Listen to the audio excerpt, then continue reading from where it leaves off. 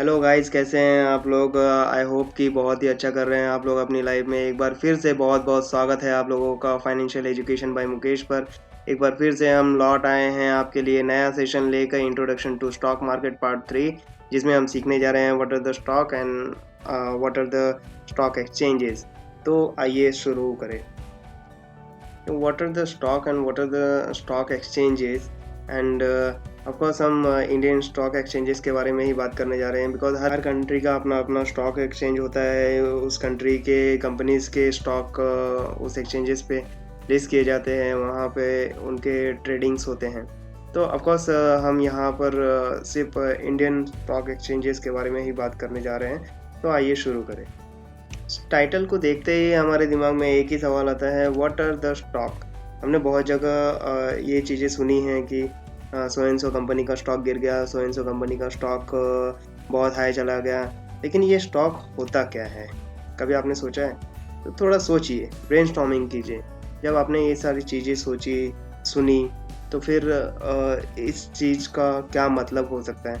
तो आगे देखते हैं कि स्टॉक जो होता है, जब भी आप किसी कंपनी में किसी कंपनी का स्टॉक खरीदते हैं, इनडायरेक्टली क्या होता है कि आप उस कंपनी का एक ओनरशिप खरीद रहे हैं। इनडायरेक्टली क्या हो रहा है कि आप उस कंपनी में हिस्सेदारी ले रहे हैं। जो जब वो कंपनी आप फाइनेंशियली कुछ कंट्रीब्यूशन करते हैं उस कंपनी के ग्रोथ में, और उस कंट्रीब्यूशन के टर्म में, ठीक है, आपको कुछ यूनिट्स ऑफ ओनरशिप इशू किए जाते हैं, जिसे स्टॉक कहा जाता है। तो क्या होता है कि स्टॉक्स आर, देख रहे हैं आप यहाँ पे डेफिनेशन भी देख सकते हैं, stock are the units of the ownership in a company. ठीक है, किसी कंपनी में आप फाइनेंशियली कुछ कंट्रीब्यूट कर रहे हैं, उसके बदले में आपको क्या दिया जाता है, कुछ ओनरशिप यूनिट्स दिए जाते हैं, जिसे स्टॉक कहा जाता है। तो ओनरशिप यूनिट ना बोल के हम स्टॉक बोलते हैं। It is also known as the equity.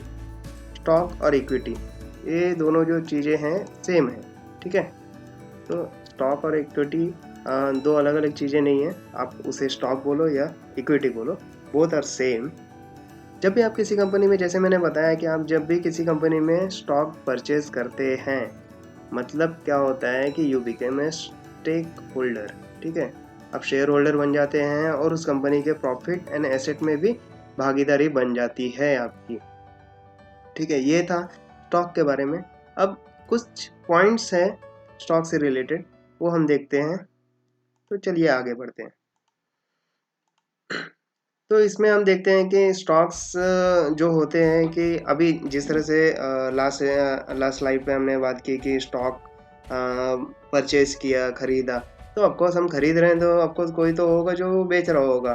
तो अब वो बेच रहा होगा, खरीद रहा है, मतलब कोई प्राइस पे खरीद रहा हो, बेच रहा होगा। तो वो प्राइस कैसे डिपेंड करती है, प्राइस किसके ऊपर डिपेंड करती है? तो इनडायरेक्टली वो क्या डिपेंड करती है, जो प्राइस होती है किसी कंपनी के स्टॉक का, उसके वैल्यूएशन पे डिपेंड करती है। वैल्यूएशन कहाँ से आता है, उसके सप्लाई से, और उसका मार्केट में क्या डिमांड है, उसके बेसिस पे वो वैल्यू डिपेंड करती है। अब सप्लाई एंड डिमांड कैसे पता चलेगा?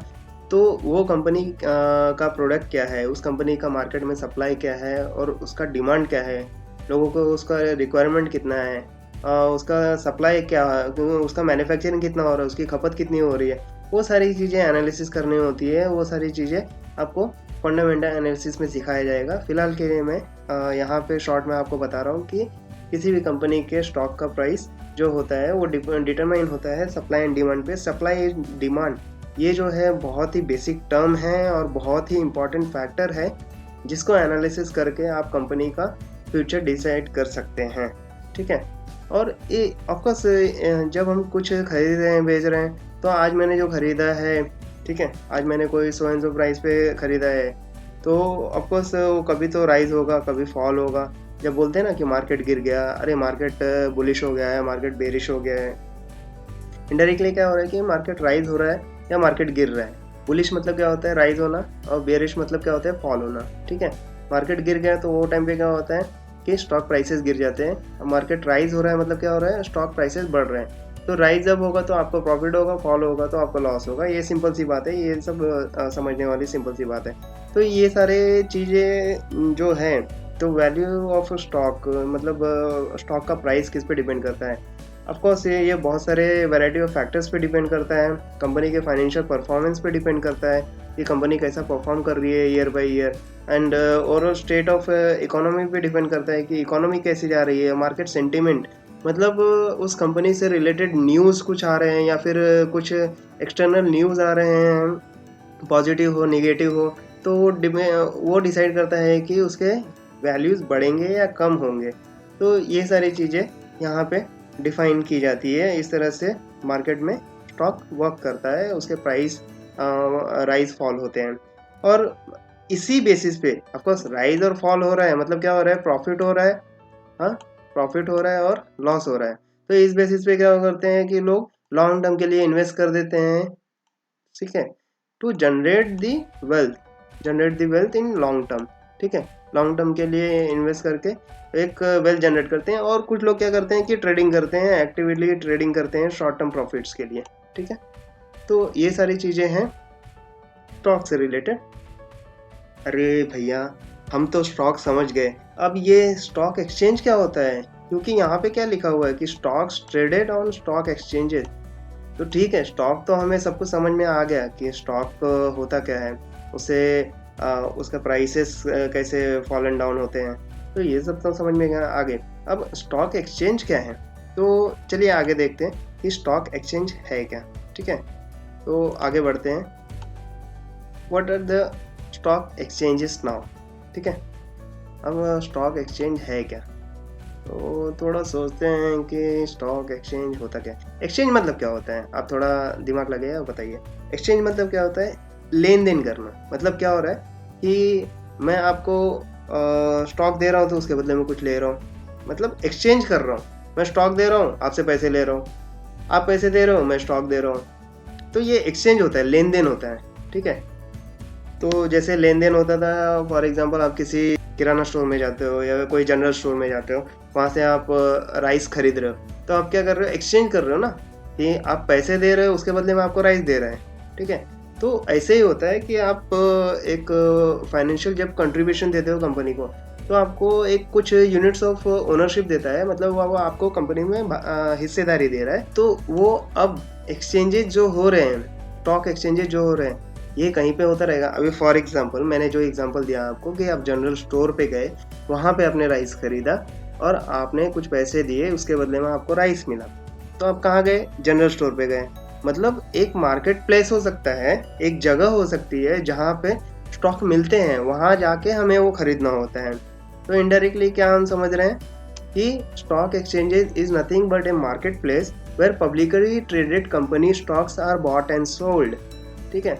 अब स्टॉक एक्सचेंजेस में आप ये हमेशा ध्यान रखिएगा कि इसमें प्राइवेट लिमिटेड कंपनी लिस्टेड नहीं होती है, इसमें जो भी लिस्टेड होती है वो पब्लिक ट्रेडेड कंपनी होती है। वो कैसे समझ में आएगा आपको, आप किसी भी कंपनी का नाम देखोगे उसके आगे लिमिटेड कंपनी लगी होगी, ठीक है, like Coal India Limited company, Tata Powers Limited, इस तरह की बहुत सारी, टाटा केमिकल्स लिमिटेड, इस तरह की बहुत सारी limited company, public traded company आपको पता होगी।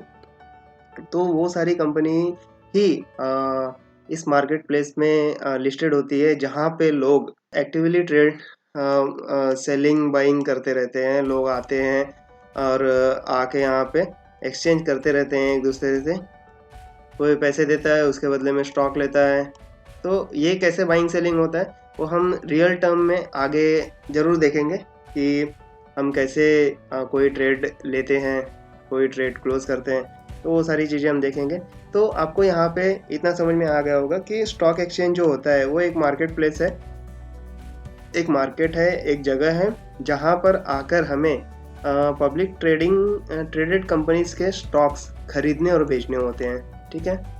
तो इस मार्केट प्लेस को ही क्या कहा जाता है, स्टॉक एक्सचेंज कहा जाता है। अब ये कैसे परफॉर्म करता है, मतलब ये क्या होता है कि एक प्लेटफॉर्म दिया हुआ है, ठीक है, एक प्लेटफॉर्म दिया हुआ है जहाँ पे स्टॉक्स लिस्टेड होते हैं। वहाँ जाके हमें वो स्टॉक्स, जिस भी कंपनी में हमें ग्रोथ दिख रहा है उस कंपनी के स्टॉक्स एनालाइज करना होते हैं, और वहाँ से फिर हमें जितना उसमें कंट्रीब्यूशन देना है उतना हम कंट्रीब्यूशन दे के उसमें ओनरशिप ले सकते हैं। तो this all are about the marketplace where stock of the public traded company are bought and sold. तो उस प्लेटफॉर्म को ही हम क्या बोलते हैं, स्टॉक एक्सचेंज बोलते हैं। तो नॉर्मली अभी आगे और कुछ पॉइंट है जो स्टॉक एक्सचेंजेस में कवर किए गए हैं, वो हम आगे देखते हैं। तो स्टॉक एक्सचेंजेस में क्या होता है कि ये जो एक्सचेंजेस होती है एक काइंड ऑफ रेगुलेटर्स हो जाती है। ये कुछ रूल सेट्स कर देती है, सो दैट क्या होता है कि जो भी हम ट्रेड ले रहे हैं, जो भी हम स्टॉक खरीद रहे हैं, उसमें कोई भी मैनिपुलेशन ना हो, वो पूरी तरह से ट्रांसपेरेंसी बरती जाए और जो भी ट्रेड हमने लिए हैं उसका सेटलमेंट अच्छी तरह से हो पाए। कोई भी कॉन्फ्लिक्ट्स, कोई भी धोखाधड़ी या फ्रॉड किसी तरह का उसमें ना हो, ये सारी चीज़ों के लिए वो रूल्स भी डिसाइड करती है, उसे मॉनिटर भी करती है, कंट्रोल भी करती है। तो बहुत ही अच्छी तरह से नोन इंडियन स्टॉक एक्सचेंजेस हैं जो यहाँ पे आपको इमेज में भी दिखाई दे रहा होगा। ठीक है, यहाँ पे आपको इमेज में भी दिखाई दे रहा होगा BSE and NSE। BSE is nothing but Bombay stock exchange, ठीक है, और NSE is nothing but national stock exchange. तो ये दो स्टॉक एक्सचेंजेस हैं, ठीक है, जहाँ पर सारी पब्लिक लिस्टेड कंपनी यहाँ पे लिस्टेड होती हैं और उनके स्टॉक खरीदे बेचे जाते हैं। This all about stock and stock exchanges. Okay, तो नेक्स्ट, अगर आपको किसी तरह के पॉइंट्स इसमें कवर नहीं हुए होंगे, ठीक है, या फिर कोई चीज़ बहुत ही अच्छी तरह से नहीं समझ में आई होगी, या फिर कुछ मिस आउट हो गया होगा, तो उसके लिए आप कांटेक्ट कर सकते हैं। तो thank you so much for watching our video and हमें इसी तरह से अपना प्यार देते रहिए, हमें मोटिवेट करते रहिए, सो दैट मैं आगे डे बाय डे इम्प्रूव करके हाई टेक्नोलॉजी ड्रिवन वीडियोज़ लाने के प्लानिंग में हूँ, और इसी तरह से हमारे साथ जुड़े रहिए। Thank you so much.